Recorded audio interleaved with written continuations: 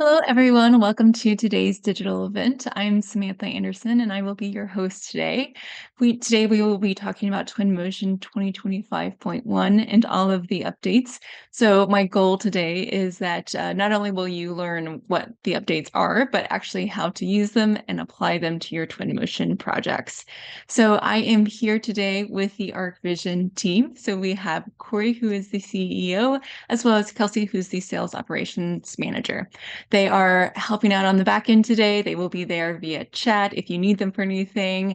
They are going to be your go-to crew for asking any questions specifically about subscriptions or about workflows in general. So I've gotten to work with this team for a while now, and they're terrific with all things 3D visualization. So I think it's really important to be able to have that support as needed. So I encourage you to ask questions in the chat if you would like. But for now, I will take a moment to say hello again and introduce myself. So as I said, I'm Samantha Anderson. I am the founder of Studio Ladder. So I work within the technical marketing space. I have a background in architecture. Worked at Shop Architects for many years in New York, and then moved on to Epic Games to focus on Twinmotion and Unreal Engine and helping creators such as yourself learn these skills. So now I work with ArchVision as well as Epic Games, continuing to teach others how to use these new tools. So I am very excited to be here today. I think some of the new updates for Twinmotion are really fun. So we're going to take a look at how to apply some of those updates to your projects. I will be starting with a project that's already been built, and so I won't be going through some of the basics of Twinmotion. However, we do have some digital events, prior digital events on our YouTube page that can assist you with that if you would like. However, I will walk through the process of what I'm doing so that you can jump in if you need to on your own projects as well. So I will first start off with talking a little bit about ArchVision, and then I'm going to dive into the features themselves. So one of the big ones is the Environment tab. We'll take a look at some of these features and then start to take a look at configurations, presets, and then dive into a demo where I'll actually pull up that model and walk you through everything. So first off, I mentioned Corey and Kelsey are here on the call today with ArchVision. And as I mentioned, you're probably here either wanting to learn Twinmotion, you're already a user and want to learn about the updates, or perhaps you're just curious about it. Perhaps you've used other platforms, softwares. There's a lot of different tools within the 3D visualization space, and ArchVision is here to help you with all of them. So making sure that you have all of your licenses needed, anything that needs updating, they will be here to assist you, as well as content management and publishing also. So there is a great Fovea tool for anyone who is trying to convert a file from one type to another to get it into a different project, or simply creating an asset to use in all of those different platforms. So if you check out our YouTube page, we have a couple of additional digital events on some of the ArchVision products as well. But for now, let's go ahead and dive in. These are some of the examples of those YouTube videos if you want to check them out yourselves. But let's go ahead and take a look. So Twinmotion 2025.1 came out, and there were a few preview updates. So perhaps you have already seen some of these updates inside of your Epic Games launcher, but now they are all ready to use, development ready. So that's going to include the volumetric clouds. So we will take a look at that today. This is a very impressive tool that was available inside of Unreal Engine. And since Twinmotion is built on Unreal Engine or using Unreal Engine tech, then it is able to take advantage of some of that technology and bring it to Twinmotion. So there are some beautiful options for you that are ready to go, and we'll dive into that here in a moment. So I'll go ahead and walk through some of the other updates as well. There's small ones such as small planar mapping, but huge for anyone who's quickly building in architecture. But we will go ahead and dive in here. So as I mentioned earlier, we do have our environment tab redesign.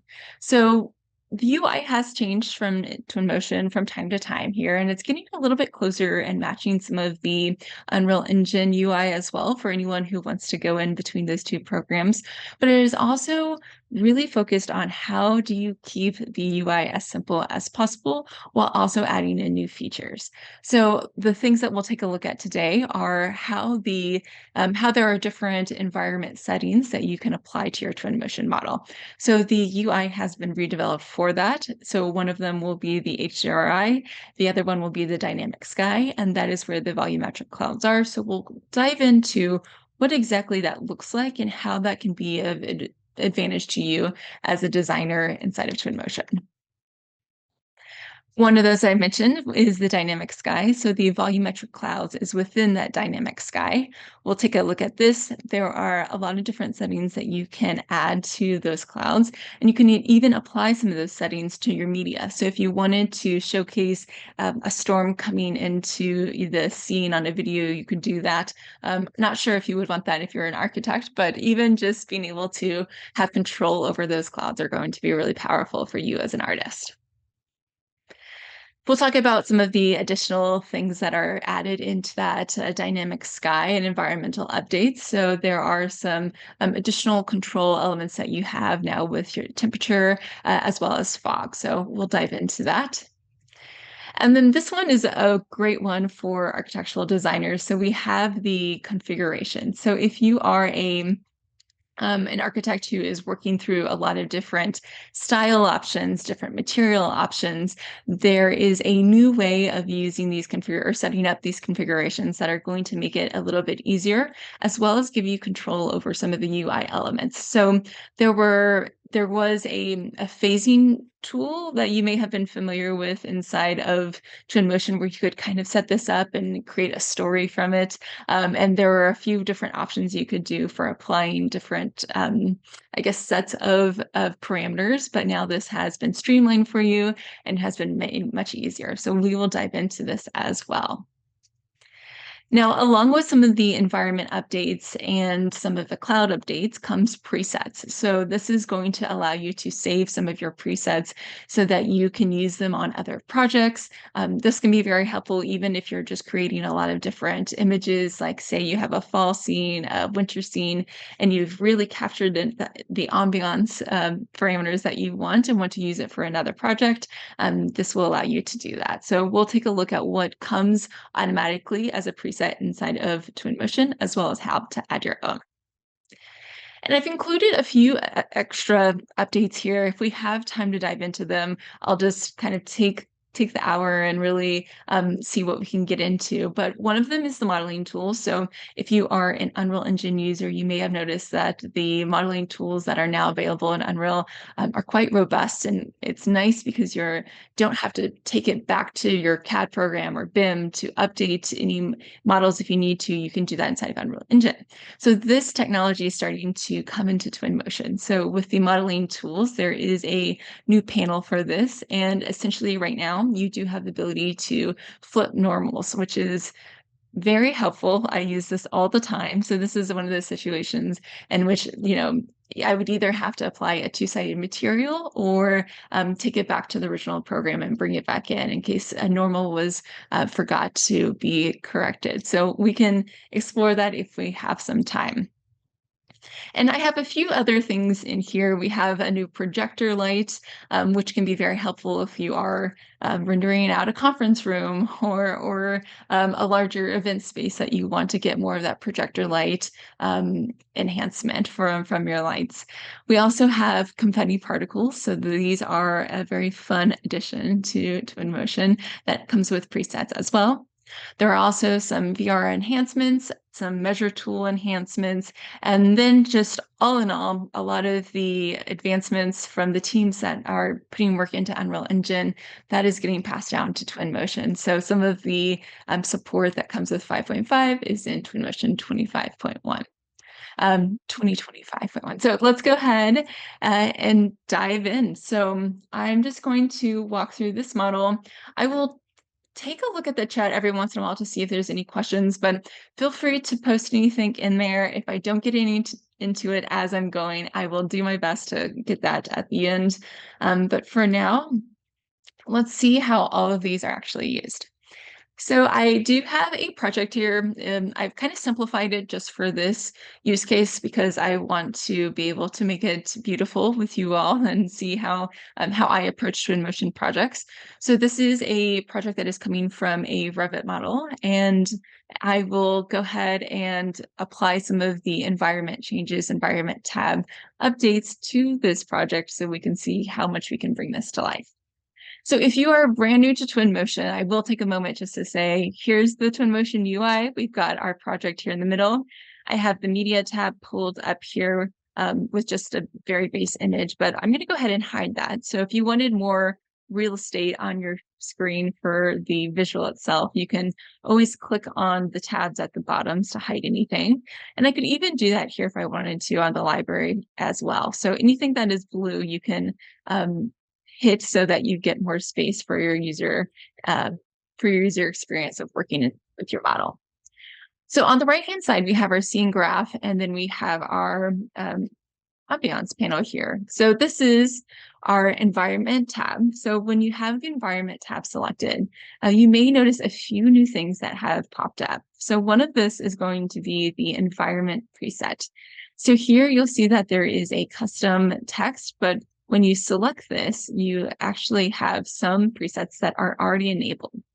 So this is great for if you're just wanting to quickly bring a project in, apply settings that you know that work well. So, Twinmotion developers have created these presets for you so that they are ready to go as needed for the customers. So here we have a couple. I have a as you're playing around with these, you might notice the exposure might change a little bit. So we'll go take a look at what you can do if these aren't either showing up. You may want to keep in mind whether your auto exposure is on and off. But for now, I'm going to go ahead and just walk through the last few of these. So the last one is a lunar one, so maybe not as needed as much for any architects here, but if you wanted to create your own preset, essentially what you can do is you will hit this plus button here. And what this is going to do is it's going to save all of the parameters that you have inside of your panel here. So as I mentioned, if I go over to camera, you'll see that I have auto exposure on. If there's a case where you're working and you had that turned off, those presets might look a little different. So just want to flag that here if you're not seeing any changes with those presets. You'll just want to make sure you have your auto exposure on or that your auto exposure is set up to work well with those presets. So if I go back to the environment preset, you'll see that there are a couple of different options here. If I change that auto exposure, I could hit refresh here so that it saves that inside of the setting. If I were to change the time of day, I could change that here as well, and then hit the refresh button inside of the thumbnail. Now you have two options for that. You can either select this icon here in the top of the screen, or you can select refresh here. Now, if you wanted to, if the preset itself was more about the sky and whether you have clouds or a blank empty sky, you can always update the thumbnail here by hitting those ellipses as well and hitting capture thumbnail. Now, if you wanted to add your own thumbnail, so if you already had some images that represented fall, or if you're working on a project and doing different seasons and want to load that thumbnail in here, you have the ability to do that as well, which is quite nice. So you can get really customizable with some of those presets. But for now, I'll go ahead and walk through some of the other changes inside of the panel here. So we have our dynamic skies, and this is one of the things that I mentioned is new with the new UI. So we have the HDRI and the dynamic sky. So the dynamic sky is going to be the space where you're able to quickly move around the sun. You can change the north offset of that. So if you have a different project north for your architectural project, you can change that here or make sure that these match. Additionally, under appearance, we have temperature here, which you can change.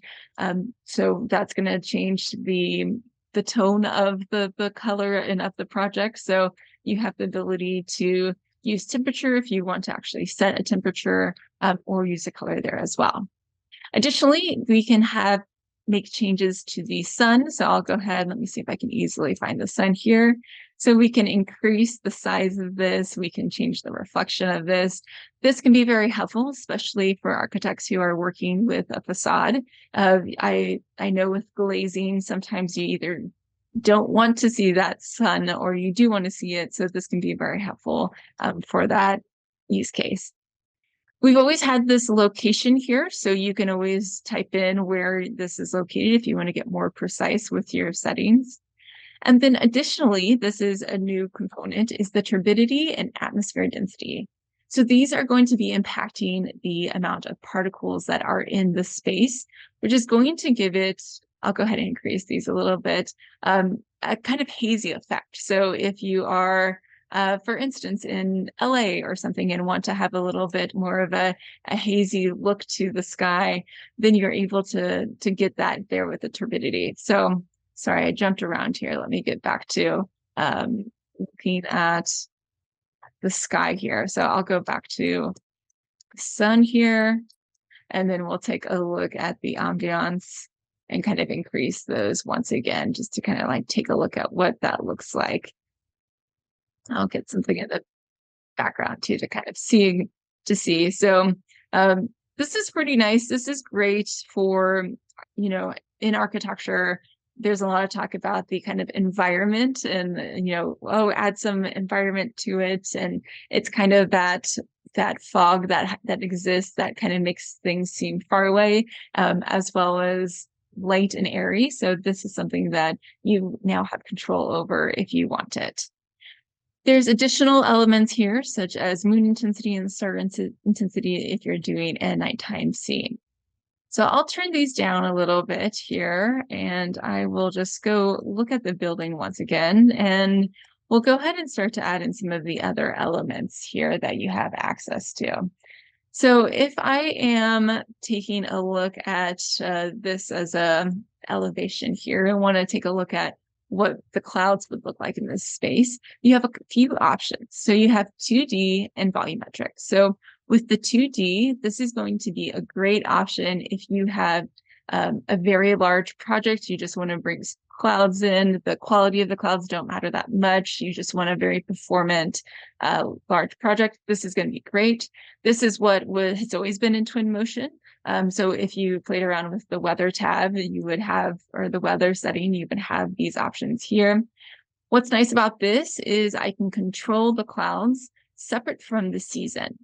So this means that I can make it rain and have a sun shower. So I can have it rain with actually no clouds. So you can get pretty curated, I guess. You can curate your own settings here if you want, which is nice that these are no longer attached to one another.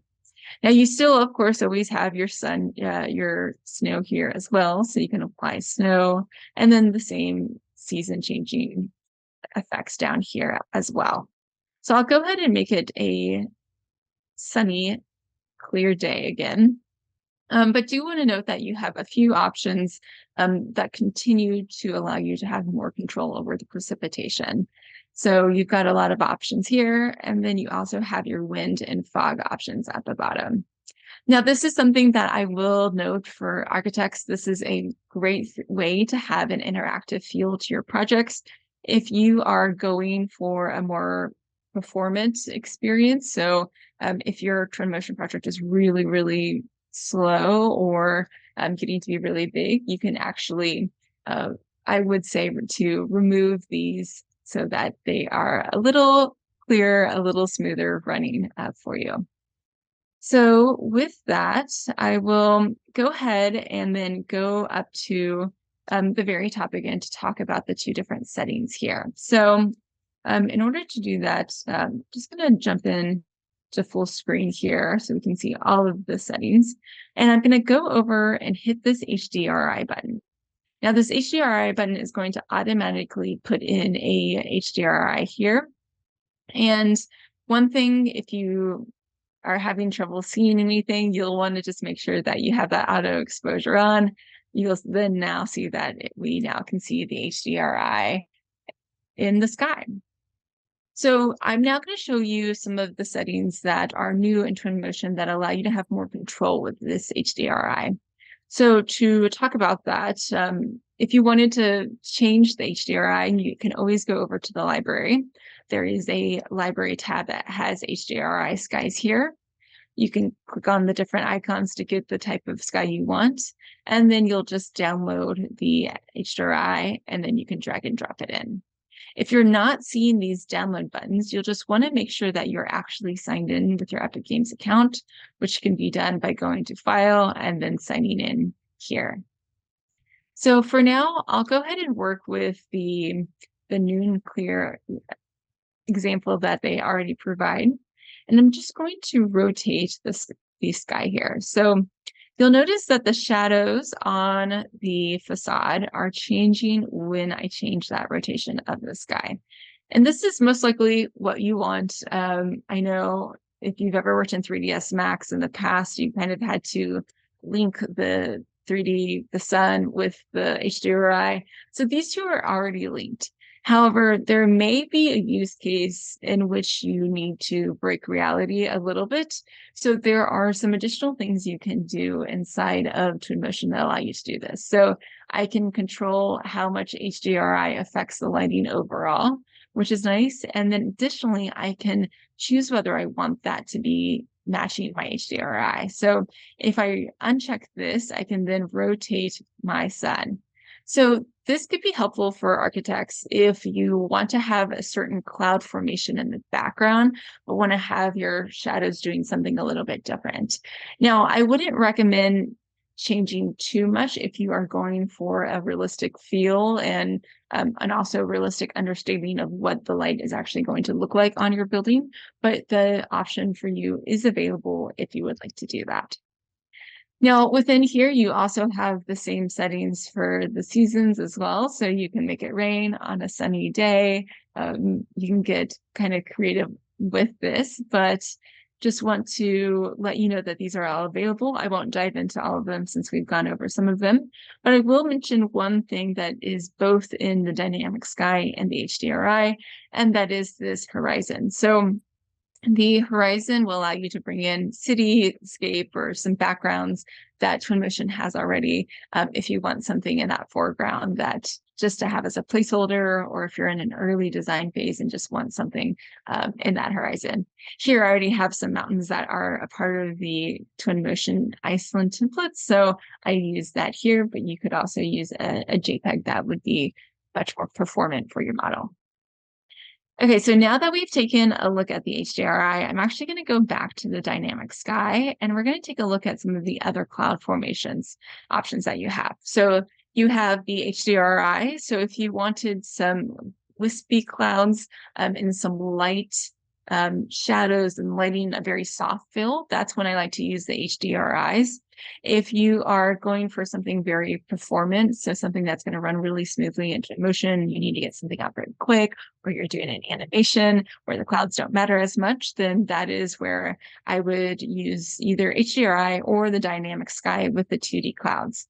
Now, if you are doing a high fidelity image and want to really push the quality of your Twinmotion project, you can turn on 3D clouds or volumetric clouds. So I went ahead and hit the volumetric button on the right-hand side here. And there are actually some custom presets that you can use if you wanted to. So I'll walk through each of these just so we can get a look and feel for what those look like. And I would say that this is a great starting place for you if you just want to get something looking nice quickly, but you can also use it as a starting place if you're like, okay, I like the way that this looks, but I want to move it around a little bit. So with that, let me go back to, I'll go back to this setting here, and we'll go ahead and take a look at what curating those clouds look like. So after my preset is selected, I'll go ahead and close out of the tab. And I'm going to go down and I'm going to take a look at some of these sliders. So this top one is going to simply change the amount of clouds. So you'll notice that as I increase the cloud, it's also providing shadows to the sun. So this is a nice realistic look at the clouds that they're actually blocking the sun. But I do want some sun coming through. So I'll have it at a mid distance here. Now, this random scene number is going to allow you to randomize the clouds within the space. So this is a great way of just kind of clicking through this to try to get some different formations of clouds that you would like. Now, if you want to go back or like work through the randomization in a way that is trackable, what you can do is also type in numbers here. So I could increase this by 50 each time just to, say like, oh, actually, I like the 150 seed. I'm going to save that. This will also be something you could save in your preset as well so that it gets that number seed and saves it for future use. Now, the height here is pretty self-explanatory, but I'll go ahead and explore that here just to see how it's affecting the scene and what that looks like. I'll also then open up some of the appearance here. Now, for anyone that's an Unreal Engine user, this appearance and kind of curation of the clouds is amazing. It allows you to get some really nice clouds pretty easily. There's so many settings and different ways of controlling the clouds. So the Twinmotion team did a great job of getting a few settings here that make it very easy for people to play around with and create clouds that they love. So here I'm changing some of the vertical extent. So you'll see that those clouds are growing as that increases. The flat bottom here as well, you can see kind of on the left-hand side of the screen how that's affecting the clouds. The puffiness is a fun one. So you can see the kind of quality of the little shadows even within the clouds happening here. And then the density as well. So if you wanted something softer, something more intense, you can always control that using this density. Additionally, you can add some color. So I kind of already have this set up as warm from the turbidity change that I had. But I can always go in and add a little bit of yellow or something as well, especially if you're kind of going for that golden hour and want to have some of that reflected inside of the clouds, or even a pink if you wanted to have that as well. Now we have the cirrus clouds here, which is going to be the wispy clouds. Since I already have some clouds that may be hard to see, but you can see here they are coming in. These are, similar to like the 2D effect of the other 2D clouds I told you about. So this cloud option itself doesn't have a lot of options, but you are able to bring in a little bit just as background to kind of build out your scene further. So additionally here, you have some options for how they are distributed in the project. Now, when I select the radial dissipation, you may not see much. And what's happening is it is applying a circle to the clouds from above, and you have ability to control that. And this can be helpful if you want to have certain parts of the project not have clouds. So in order to do this, I'll go ahead and I'm going to increase this all the way. We'll take a look and see if I can get something quickly just to show you how it works. But there is also a YouTube video on the Twinmotion YouTube page that shows this in more depth. But you'll see that as I walk around in a circle here, that there are no clouds above me. So that might be really helpful.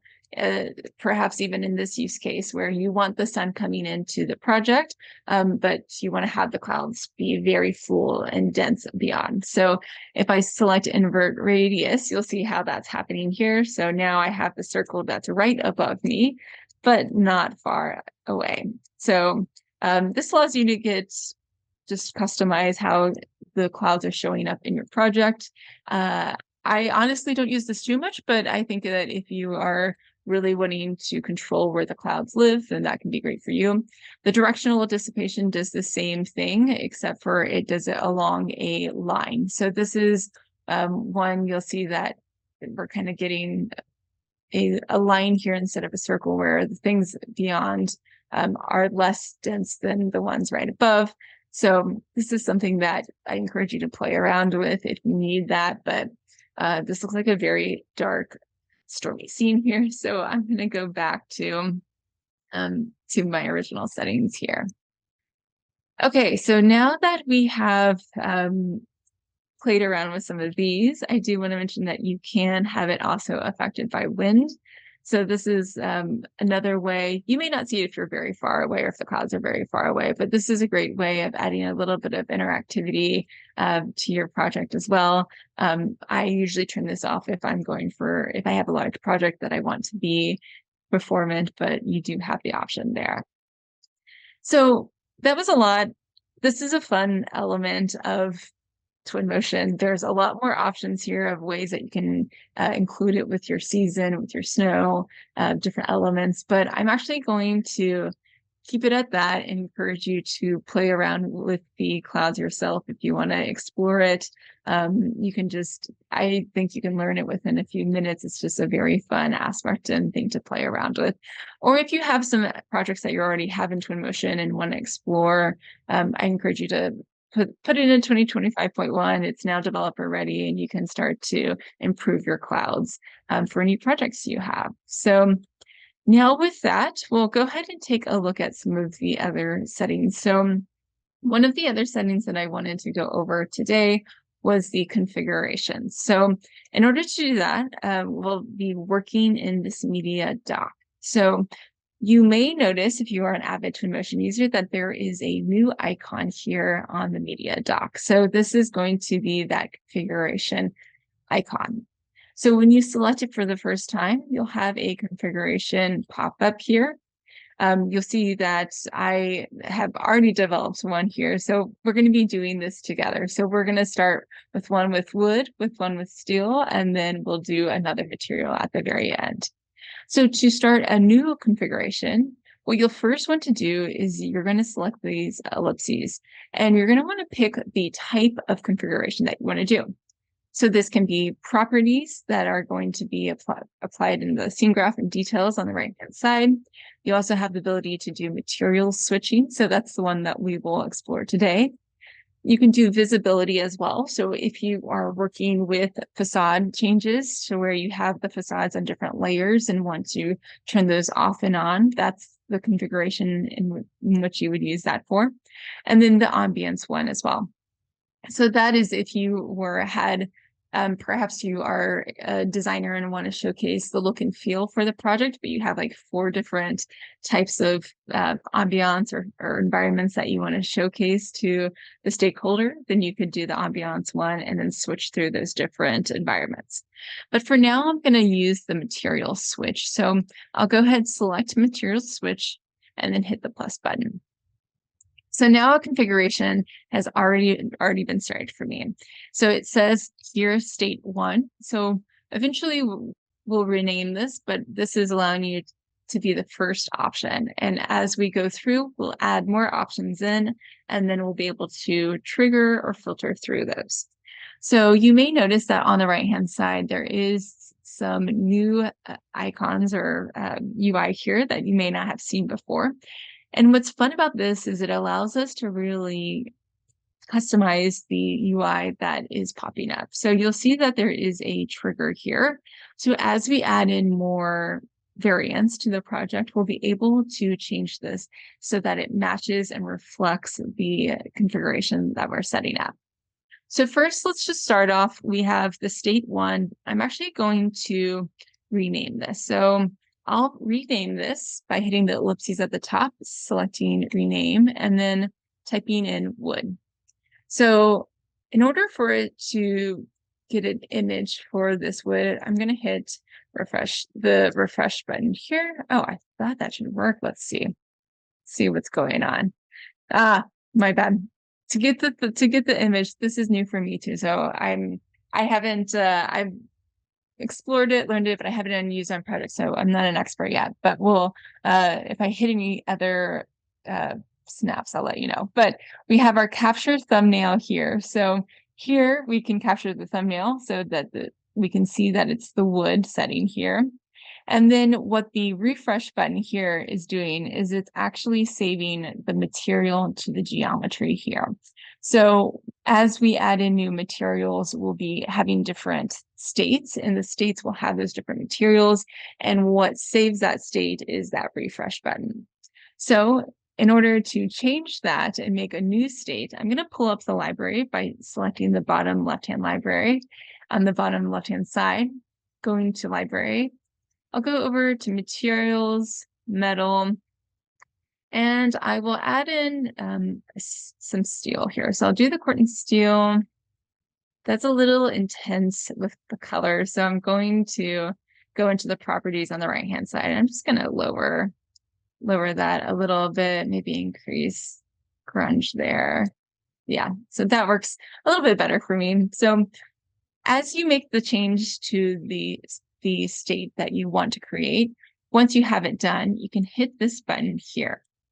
So this creates a new state for me. So I can rename this by selecting those ellipses, hitting rename. I'll type in steel here. And then now I'm going to go in and capture the thumbnail.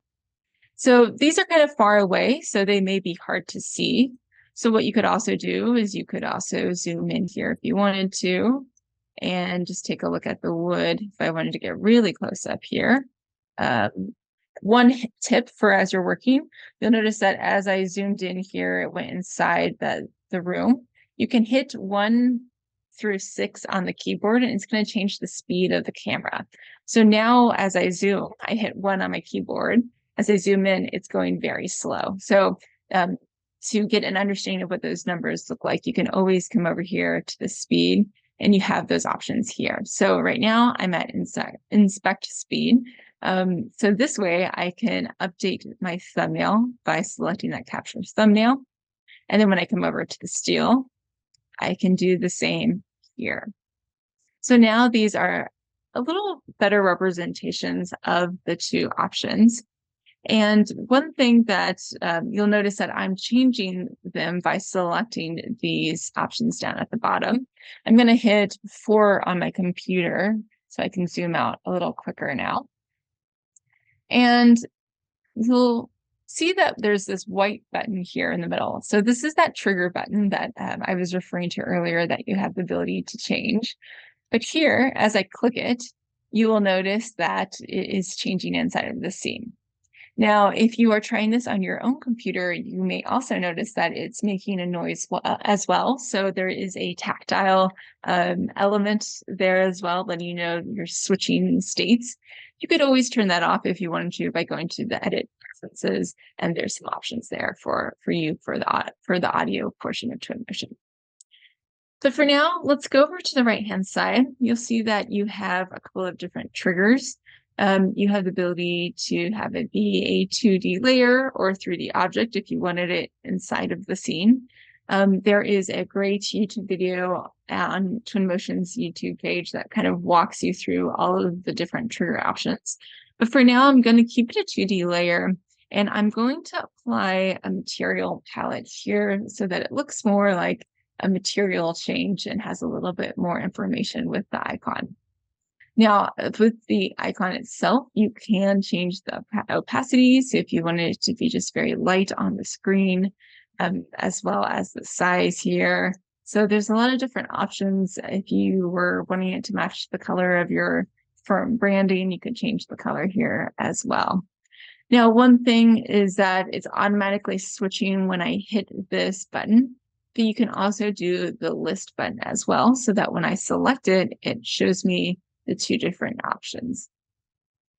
Now, this is a very simple look at this. As I mentioned, I myself haven't used it a ton just because it's brand new, but I have needed to use this so many times. So I'm happy to have it inside of Twinmotion and in a way that you can also really customize it here with some of the way that the options for the trigger look and feel and how you are communicating your project with others. After all, 3D visualization is all about how you're communicating your design and the quality of that communication. And so this really helps improve that case of your communication. So now with this, we'll go ahead and take a pause and showcase a few of the other elements that are inside of the new Twinmotion 2025.1, which includes the confetti. So in the particles portion of the objects, there is an option for confetti. Now, I don't know how much architects, if you're an architect, will need this, but if you are a 3D artist with us, or if you are just, working on a project in which you want to convey a celebration, this could be very helpful. But I'll go ahead and drag and drop one of these confetti into the scene, and we'll zoom in here. I'm going to quit the media mode just so we can take a look at it. And there's the confetti falling. So there's a couple of different settings here and a lot of different options that you have for your confetti here, but you'll see that it's just coming in easily. When I select the confetti itself, I can move it around. I could rotate it if I needed to, but you'll see that as I'm moving, it's even kind of editing and a fun thing to look at here. But when I have the object selected inside of the scene graph, you'll notice there are some options here. So not only are there pre-made confetti options for you in the library, but there are also some presets as well where you can access them here. So if I wanted to switch this over, so let's go ahead and just I'll pick this falling stars. So we have this in the scene now, and you could control this further by selecting all of these different elements on the right-hand side that allow you to customize this. So this is a fun one. As I mentioned, I'm not sure. I would love to see how architects can utilize this. I think this would be a very fun one to add into your scene as you're doing entourage. But this is available for you and has a lot of different options here. And once again, another kind of fun element. You can change the shape of this.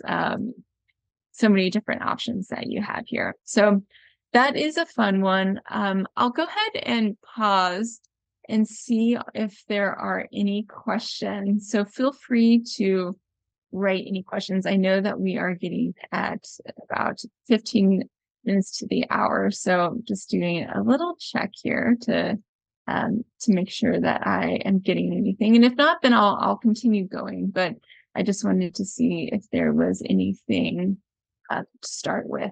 But okay, nothing yet. So I'll go ahead and continue. So I'm going to go ahead and remove the confetti. And next, I'm just going to showcase the modeling tools that I mentioned earlier. So to take a look at that, you can go down to the bottom. There is a new modeling option here down at the very bottom. This brings up a tab on the right-hand side. So what this is doing is it's going to allow you to select a geometry. So here I have the geometry selected.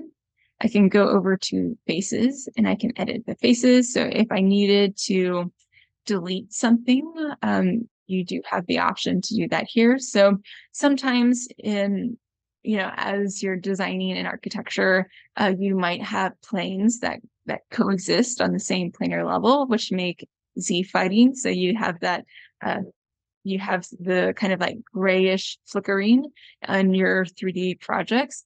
So if you had that inside of Twinmotion, you could go in here and select these and actually delete them inside of Twinmotion if you needed to. So that's a huge advantage to the newest update in Twinmotion. Now you also have the ability to edit normals. So right now, all of my normals are correct because they are this blue color.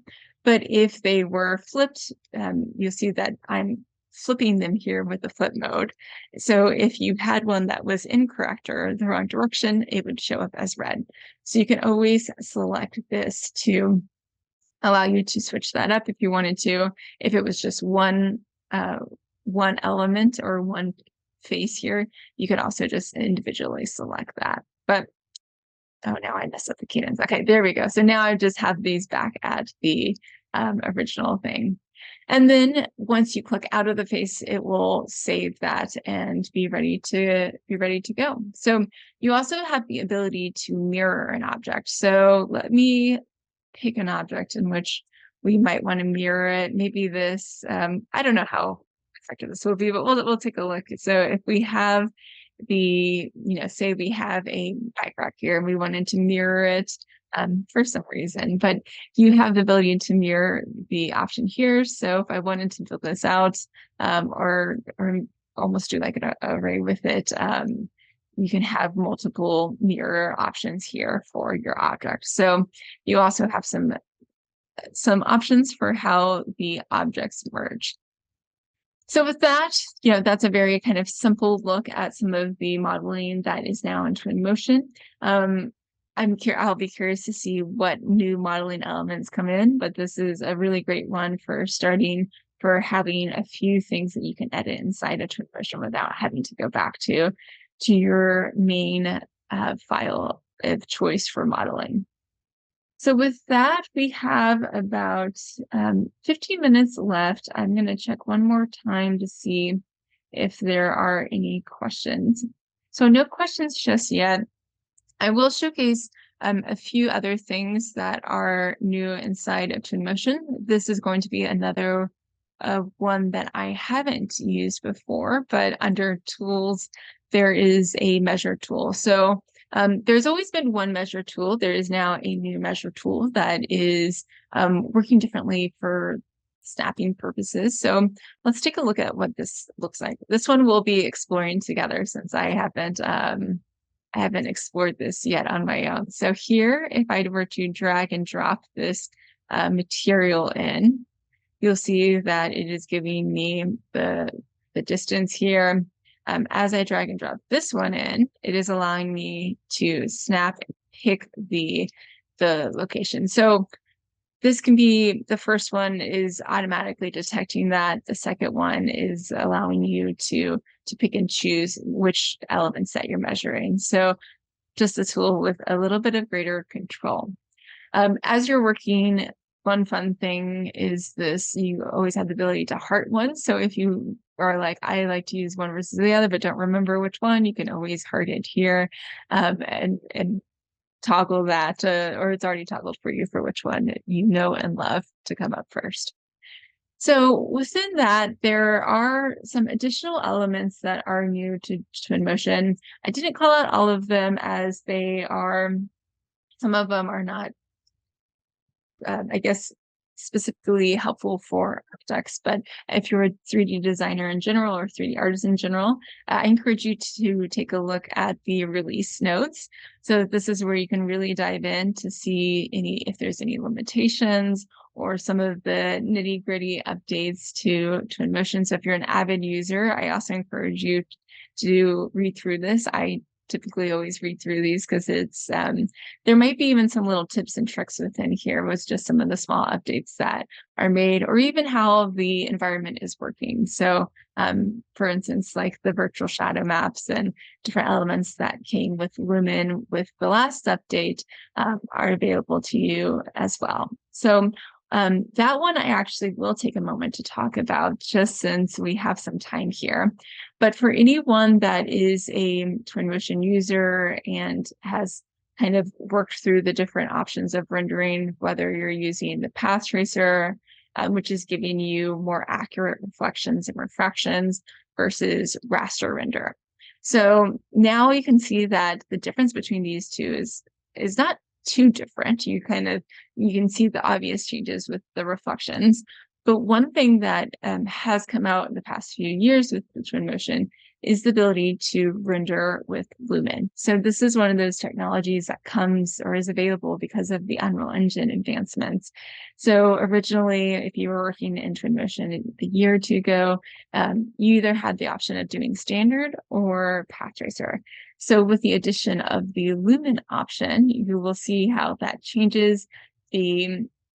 The shadows and reflections are changing a little bit. And perhaps you're an architect and you don't want the interiors to look very dark. So perhaps you do just want to stick with standard global illumination. You can always have the ability to do that. But if you are wanting to explore the latest features, then Lumen will be one of those features. So if you have an older project, I don't think it automatically updates. So if you wanted to open it up an old project and take a look and see if you have the ability to update it to Lumen, you can here.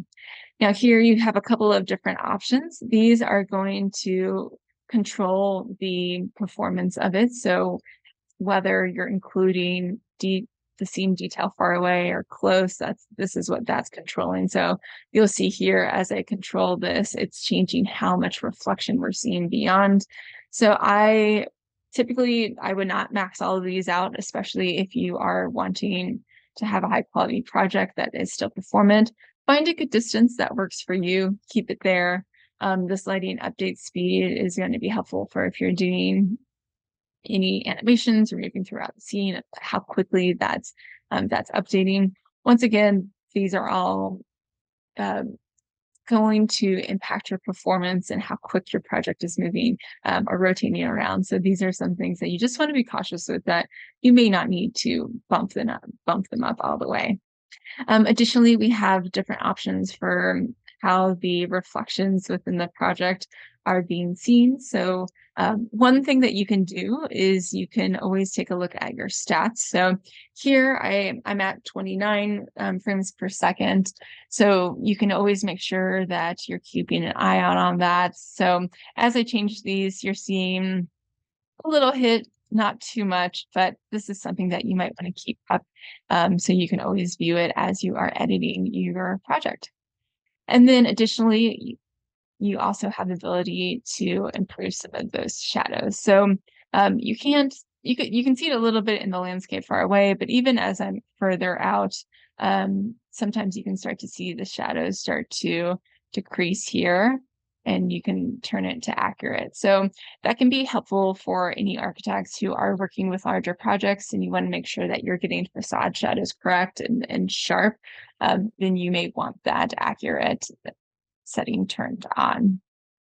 So once again, these are going to affect your performance, so keep that in mind as well. But with that, I will go ahead and check one more time to see if there are any questions here. I don't see anything, so I'll go ahead and pull up this slide here and just say that if you have any additional questions at all, please feel free to reach out to ArchVision. We are here to support you. We're all very passionate about empowering 3D artists. We know architects don't have a lot of time for visualization, and so it's really important that we help teach each other how to use these tools so that you can use less time learning how to use the tool and more time communicating it, visualizing it, and having fun with it, or focusing more time on your designs. So with that, I'll give you a few minutes back for your day, but thank you so much for joining us. We really appreciate you taking the time to join us as well. So we hope you have a great week and hope to see you at our next digital event. Thank you.